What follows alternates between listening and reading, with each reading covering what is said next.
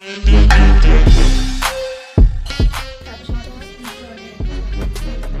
cat. Catchy couch. Kitty cat. Catchy cat.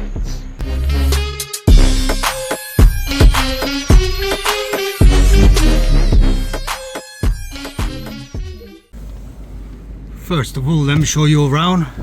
We had a nice winter storm, snowstorm. It's crazy. What's going on, everybody? My name is Ilbe Catch. Greetings from Long Island, New York. Welcome to my channel. Don't forget the follow button, subscribe. I can't even pronounce that word. Anyways, but I do speak English way better than a lot of people that have been here for decades. But anywho, English is my second language, by the way.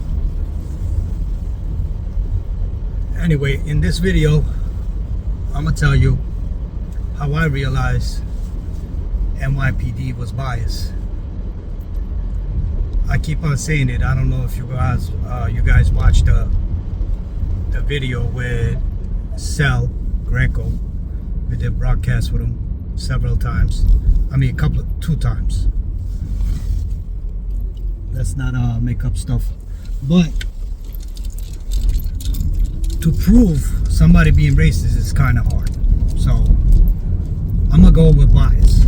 I mean, I could definitely say they racist, but it's hard to prove. They have to directly say that I don't like you kind of people, your religion, your skin color, your ethnicity, whatever the case may be. So I'm gonna go get coffee, by the way. That's why I'm in the car. I can't drive too long, but I could drive here and there. And I can't sit home all day, every day. I have to walk around because of my condition. But, like I said, I wanted to join the PD back in '99. I took the exam for NYPD. I couldn't pass. I was young. I think I was 19 at the time. I didn't pass. So 21, I joined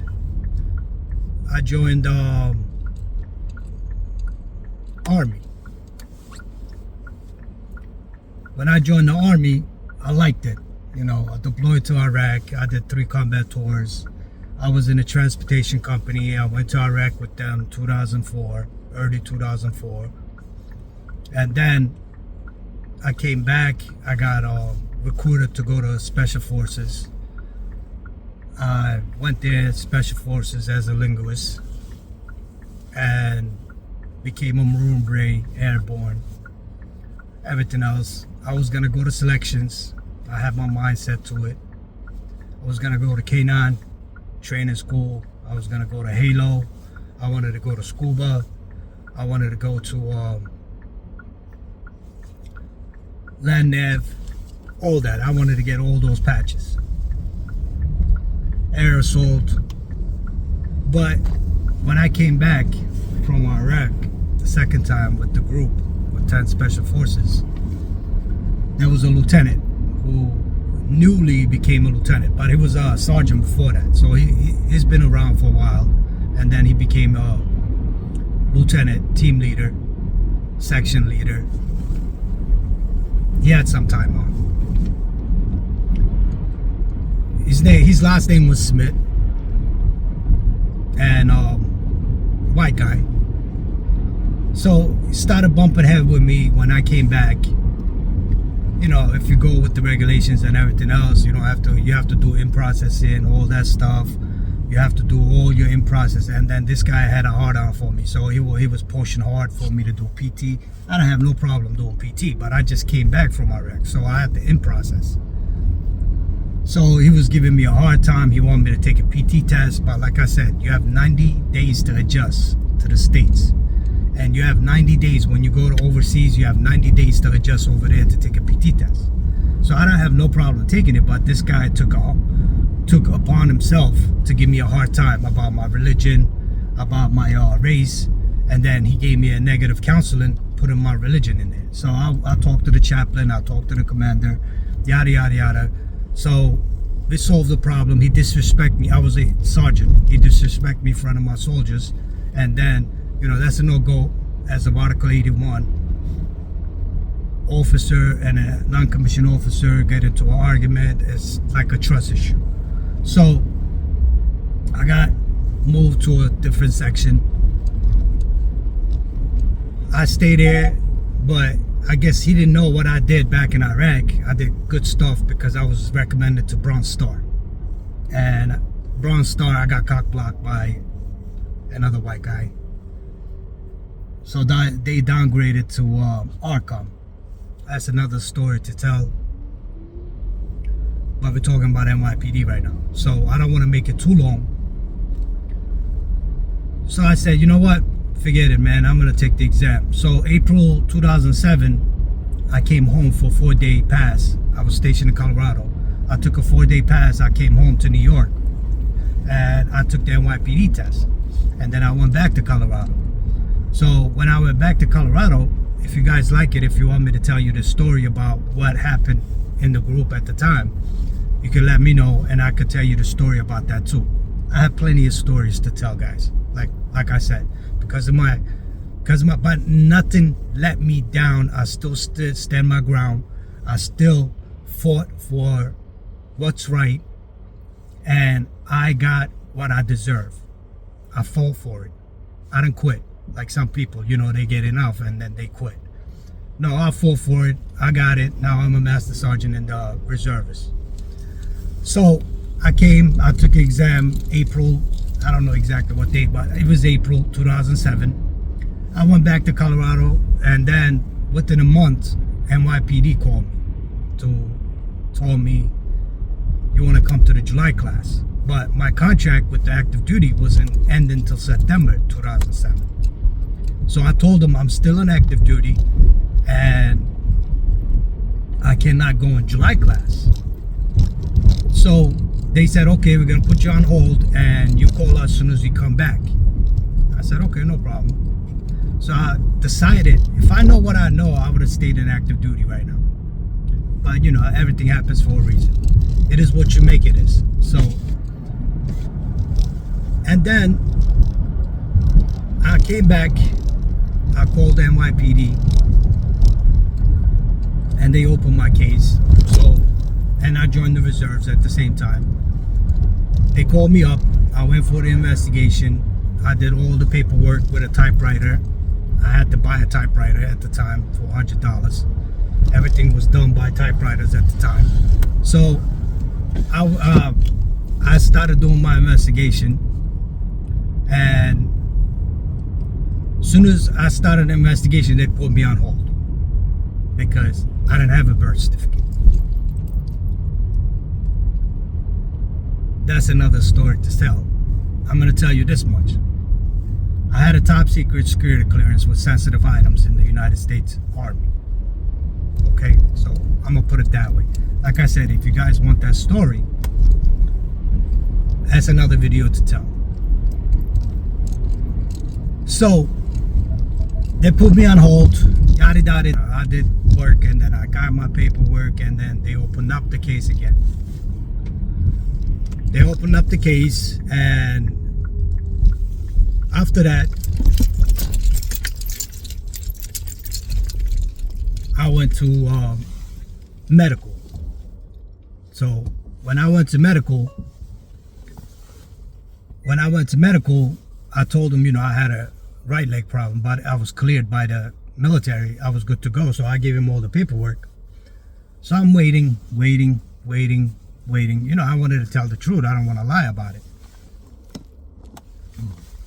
There was a cop at the desk. You know, they sit you down after the physical, and then they give you investigators.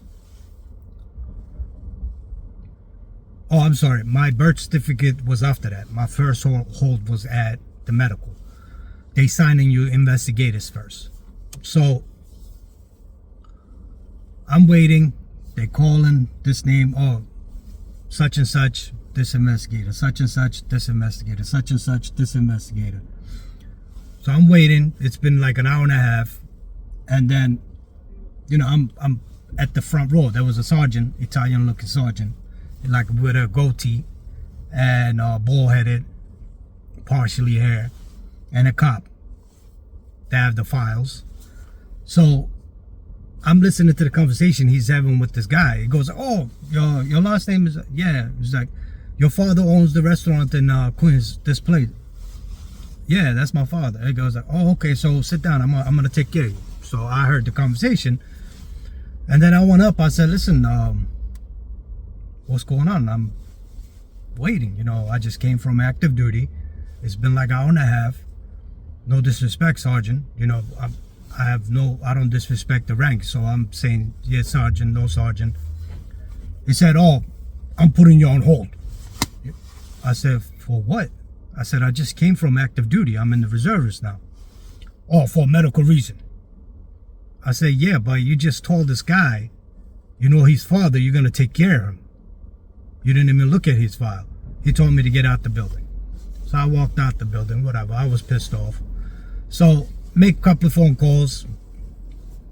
Long story short, about a month later, that's like October now, they called me back again. They put me up.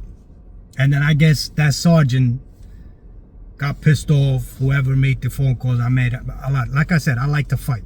I pick and choose my battles. So I got the investigator, civilian investigator. So I went over there. The first thing, he was like, "I put hold, no birth certificate." Puts me on hold. So I had to get the FBI investigator who did my investigation for the top secret security clearance. He has to get on the phone with her. It took a couple of weeks, and then finally they cleared me again. So I went back. So I know they communicate. I mean, over the years in NYPD, I learned they call each other. You know what I'm saying? They say the names. "Oh, this guy, watch this guy, do this guy, do that guy," type of stuff. So I did that, and then at the same time I'm working on a job, no job, so I'm doing valet parking, and then I'm taking like college credits. And later on I learned that going to school was useless anyways, wasting money for no reason, going to college, if you're gonna make that a career. I had 60 college credits already, but I have 2 years of active duty, so that was a go anyways. So I don't know why I went to college to do criminology for no reason. But anyway, so I was like, yeah, this is stupid, but I went. So, and then I get a phone call from the investigator. Investigator says they put me on hold again. I said, Christ, man, like seriously, like what's up? Like, oh, you had a ticket back in 1998 for disorderly in the city. I was like, what are you talking about? Oh, you didn't tell us about it. You lied to us. I said, listen, I went to Iraq 3 times, 3 combat tours. That was 99. It's 2007 right now. That was like 8 years ago. I don't remember what I ate this morning. Why would I lie about that? If I knew, I would have put down, it was dismissed anyways. And then I look into my stuff, and then, now the thing is, oh, if it's dismissed, you got to go to court and get a dismissal paper from the court. So now I have to go from Long Island all the way down downtown Manhattan to go to criminal court to get a dismissal paper. So I went over there. I got the dismissal paper. I got everything else. I brought it back. They finally put it through. It's been a while. They've given me a runaround. And then now I got to do the physical test. So they don't want to give me the physical test. So they pushing me and pushing me. I was like, what the hell, man? Like, I don't get it. So finally, I have to make phone calls and I'll do the physical tests. I passed the physical test. So I'm waiting. Finally, January, what was it? January 7 or 8, I was at drill in Uniondale, and they called me on Sunday. They say, attend to Queens College tomorrow morning at 08 with business attire. I was like, okay, cool. So I went there. You line up at Queens, you do a single file all the way outside. I barely can remember where Queens College was, but we line up and they giving you a tax number, and then they giving you companies, all that stuff. you're looking at these sergeants and cops who's assigned to those like, you know, A squad, B squad, and they pick and choose. Oh, your name is this, okay. You know, later on I learned why they doing what they doing, because you know, whoever's daddy, uncle, cousin make a phone call, they will hook a number. Finally I got in, and I wanted to go to the academy in Manhattan. It was on damn, what street was it? 19th Street or 20th Street, something like that. 1st and 2nd, I think, between 1st and 2nd Avenue. So you have to travel from Long Island, from the train station all the way down to Penn Station. Penn Station, get off, and then you got to come back east all the way down to 1st Avenue. It was a hustle. I ended up getting the B squad at night, 4 to 12s. It was the worst experience I ever. I mean, it was terrible, man. Like I said, great job, but the way they do it is terrible. It's great job, but the way they do it is terrible. Then I got recruited to undercover. I went to the academy for like a month and a half, maybe. I can't remember.